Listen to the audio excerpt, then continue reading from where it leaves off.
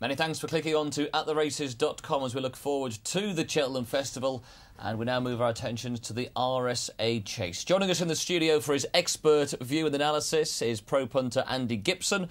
We'll be hearing from him very shortly, but first of all, let's have a look at the entries for this year's Rsa Chase. The likes of Ben Bain heading there for Martin Keithley, Bobsworth, Bog Warrior still in there, although he's going to need a deluge of rain to line up.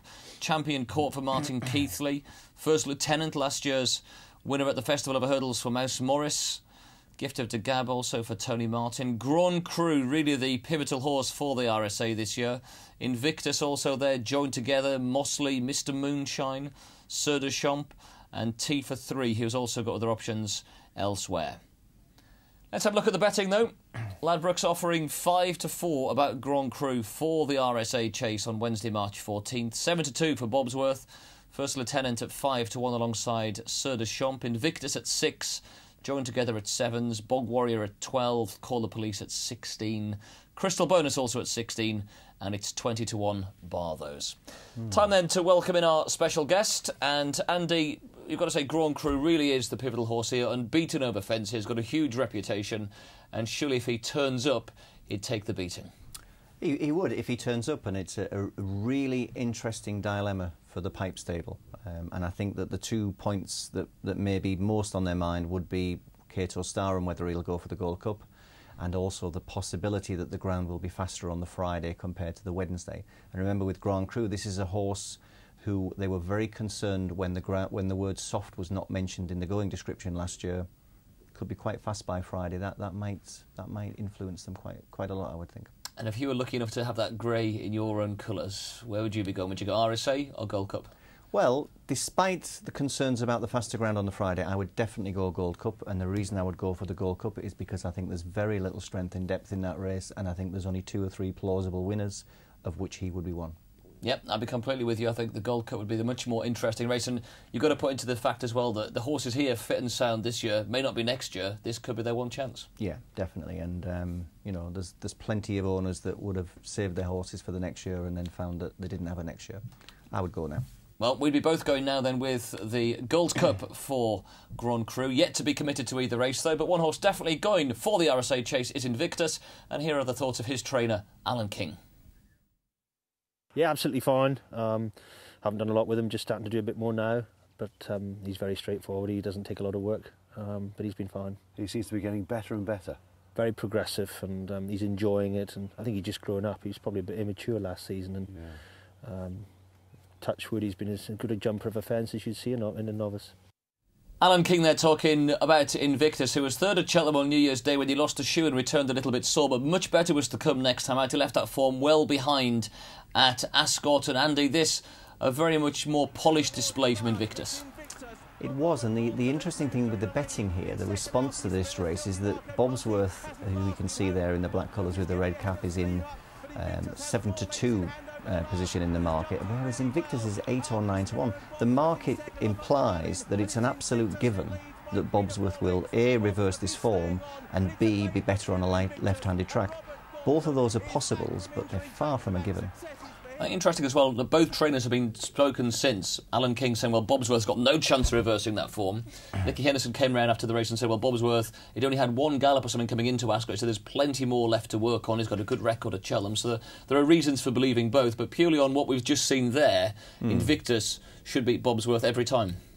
Well, yeah, and of course there are other factors, namely returning to Cheltenham. Bobsworth has got excellent form at Cheltenham, but the fact has to be that Bobsworth is far too short in the market compared to Invictus, and the discrepancy in their prices is hard to fathom, I would suggest. Yeah, wrong would be another word to describe the difference in their prices. I think they're quite unfathomable. But let's have a look at it. Something else that takes its chance here. This one trained in Ireland, last year's Neptune winner.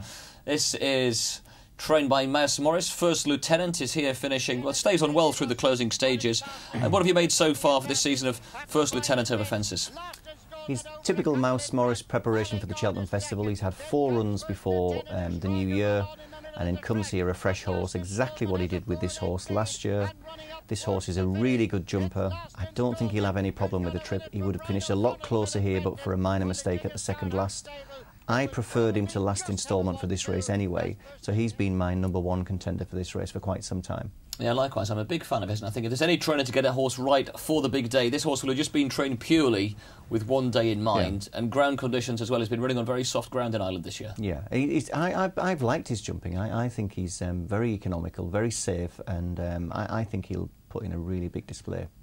OK, well, in the same colours, another contender for this race is Rsa Chase, trained by Willie Mullins. He's in this race and is in the juice, and then it's quite hard to fathom, Andy, for which race he's got to go. The money's come for this race, but we've heard from his owner this week on At the Races saying that he could well be going for the Juicem, so it's hard to see where he may well go. What would be your inclination?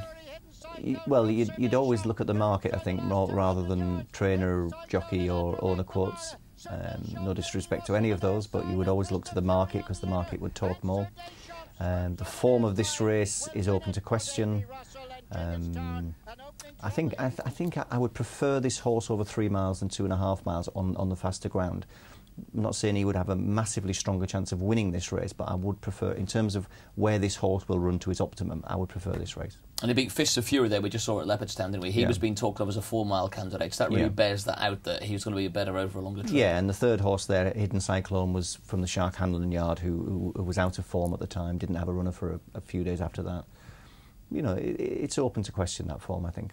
OK, well, Paul Nicholls also going to run in this race. This is Joined Together, who at the start of the season was talked of as a contender for the 4-miler at Cheltenham, but he just seems to have surprised connections a little bit in his performances at Cheltenham, and they're now talking of him as a genuine RSA contender. Yeah, and I think he's one that we really have to see what the ground is, because I think on the Wednesday it will be faster than on the Tuesday, probably. We've had a little bit more rain than people were expecting, but I think on the likely good ground, I would be surprised and disappointed if something wasn't too quick for Joined Together in the Rsa Chase. I think he's a very solid horse.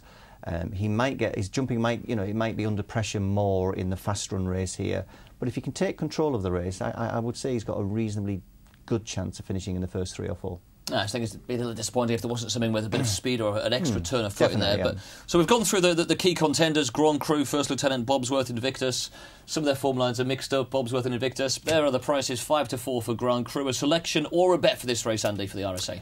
2 strong bets for me. I've backed First Lieutenant and Invictus, both each way, at slightly bigger prices than they are now, but I've also included them as main bets in a few each way multiples, which is a good way of making money at the Cheltenham Festival. They're 2 strong bets for me.